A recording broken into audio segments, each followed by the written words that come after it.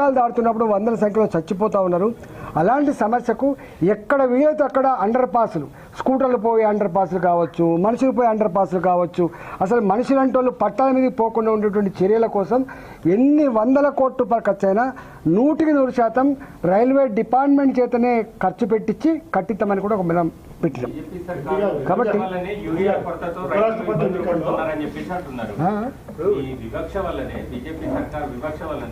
తెలంగాణ రైతాంగం ఇవాళ యూరియా కొరతతో ఇబ్బందులు పడుతున్నారని కాంగ్రెస్ అసలు ఒక మాట జనరల్గా మీకు తెలుసు, నేను కూడా సిస్టంలో ఉన్నామని కూడా చెప్తున్నాను.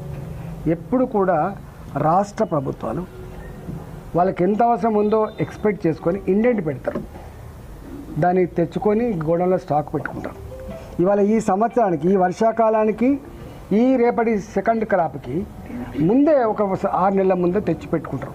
మరి వీళ్ళు ఎక్కడ ప్లాను పోయిందో నాకు తెలియదు. వాళ్ళు ఇండెంట్ పెట్టిందా లేదా, వాళ్ళు అలకడి చేసిందా లేదా, డబ్బులు కట్టిందా లేదా, అదొక ప్రశ్న. కానీ రెండోది ఏంటంటే అన్నిటికన్నా ముఖ్యమైనది, భారతీయ జనతా పార్టీ ఎప్పుడు కూడా నరేంద్ర మోడీ గారి ఫిలాసఫీ మళ్ళీ చెప్తున్నా, 100 సార్లు చెప్పినా మళ్ళీ చెప్తున్నాం, రాష్ట్రాల అభివృద్ధిలోనే దేశ అభివృద్ధి ముడిపడి ఉంది.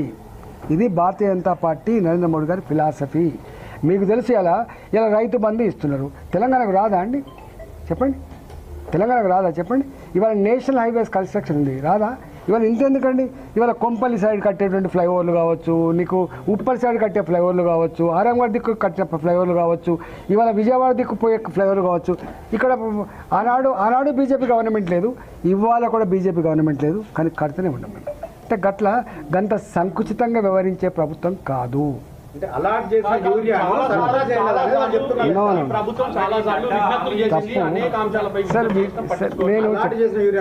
విజ్ఞప్తులు కాదు కావాల్సింది, ముందే ఇండెంట్ పెట్టాలి, డబ్బులు కట్టాలి, ట్రాన్స్పోర్ట్ వెహికల్స్ తెచ్చుకోవాలి.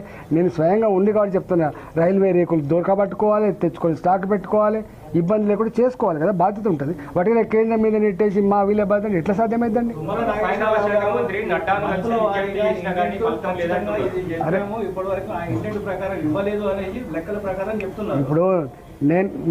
ఇప్పుడు నేను కూడా ప్రభుత్వంలో ఉన్నా, వాటి జిమ్మేదారితనం లేకుండా మాట్లాడుతున్నాను. నేను మాట్లాడినా, మేము మాట్లాడినాం.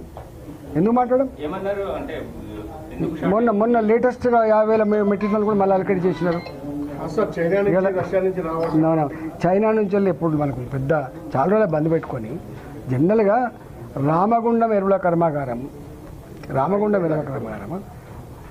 దాని ఆఫీస్ ఢిల్లీలో ఉంది, దాని ఆఫీసులో నోయిడాలో ఉంది. ఇక్కడ మెయింటెనెన్స్ చక్కగా అయితే లేదు, ఆగిపోయింది.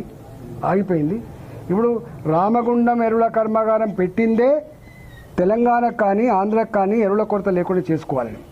మొత్తం దేశవ్యాప్తంగా చూసినప్పుడు అత్యధికంగా ఎరువుల కన్జంప్షన్ రాష్ట్రంలో తెలంగాణ ఒకటి. అందువల్ల ఇక్కడ ఎట్లయినా కన్జంప్షన్ ఉందనే రామగుండం ఎరువుల కర్మాగారాన్ని ఇక్కడ ఓపెన్ చేసుకున్నాం. కానీ అనేక కారణాల వల్ల అది మనం మూతపడ్డది, దానివల్ల కూడా కొంత ఇబ్బంది కలగవచ్చు. కానీ ఒక్కటి అంటే చిన్న ఎందుకైతే మన రాష్ట్రం సరిపోను, మన ఛత్తీస్గఢ్ కూడా పంపగలిగేటువంటి సామర్థ్యం ఉంది. ఒకటే ఏంటంటే, ఇప్పుడు దీంట్లో రాజకీయాల కంటే కూడా ఎట్లా బాధ్యత నిర్వర్తించి రైతాంగానికి ఎట్లా మనం యూరియాని ప్రొవైడ్ చేయాలి చూడాలి తప్ప వాటిగా వాళ్ళని నెట్టేసి చేస్తా అంటే ఇది కుదిరేది కాదు. సీఎం గారు ఉపరాష్ట్రపతి ఎన్నికల్లో తెలుగు వారందరూ కూడా ఆత్మప్రబోధానుసారం మనం తెలుగు వ్యక్తి చేయాలి, తెలంగాణ వ్యక్తి చేయాలని చెప్పి విజ్ఞప్తి చేస్తారు సీఎం రేవంత్ రెడ్డి. చేస్తారు కదా, వాళ్ళ క్యాండిడేట్ వాళ్ళు చేసుకుంటారు కదా, తప్ప ఇప్పుడు ఎలక్షన్ నిలబడ్డప్పుడు మనం ఒక్కొక్కసారి ప్రతిపక్ష ఇళ్ళకి పోయి కూడా ఓటు అడుగుతాం, వేస్తారా లేదా పక్క పెట్టు అడుగుతారు కదా, తప్పకుండా వాళ్ళ పార్టీ నుంచి అభ్యర్థి పెట్టుకున్నప్పుడు అన్ని పార్టీల వాళ్ళను కూడా అడుగుతారు. అంతరాత్మ ప్రబోధం ప్రకారం వేస్తారా, దీని ప్రకారం వేస్తారా. నేను భారతీయ జనతా పార్టీ ఎంపీని. నేను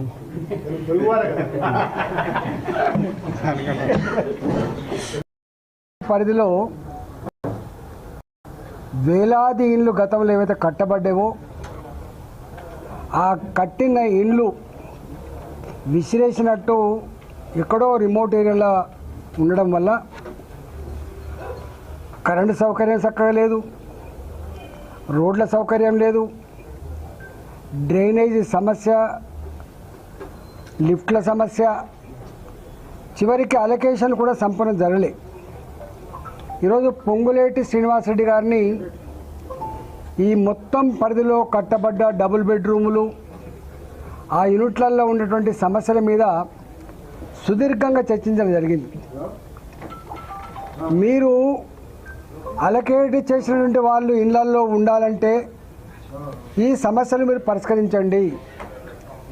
రెండవది, ఎవరికైతే ఇండ్లు అలకేట్ అయినాయో వాళ్ళు కాకుండా వేరే వాళ్ళు వచ్చి ఉండేటువంటి పరిస్థితికి సరిదిద్దే ప్రయత్నం చేయండి. అదేవిధంగా ఆ ఇన్ఫ్రాస్ట్రక్చర్ కూడా కొన్ని డబ్బులు అలకేట్ చేసి వీటి సంపూర్ణంగా 2 నెలల్లో 3 నెలల్లో ఎక్కడ ఇరిటేషన్ లేకుండా పేదవాళ్లకు డబుల్ బెడ్రూమ్లలో చేర్చే ప్రయత్నం చేయమని చెప్పి కోరడం జరిగింది. అదేవిధంగా కొత్తగా ఇప్పుడు ఎవరికైతే పేదవాళ్ళకి ఇల్లు ఇస్తా అని చెప్పిందో ఆ ఇండ్ల విషయంలో మాలాంటి ప్రజాప్రతినిధులని కన్సల్ట్ చేయలేదు కాబట్టి మేము ఎక్కడెక్కడైతే తప్పిపోయినాయో ఆ లిస్ట్ అంతా కూడా వారు సబ్మిట్ చేసినాం. అంటే భూములు కలిగి ఉండి పేదరికంలో మగ్గే వాళ్ళు, ఇండ్లు లేని వాళ్ళు ఎవరైతే ఉన్నారో ఆ లిస్ట్ కూడా మేము సబ్మిట్ చేయడం జరిగింది. ప్రభుత్వం అనేది ఇవాళ కంటిన్యూస్ ప్రాసెస్ కాబట్టి పేదవాడే ప్రయారిటీగా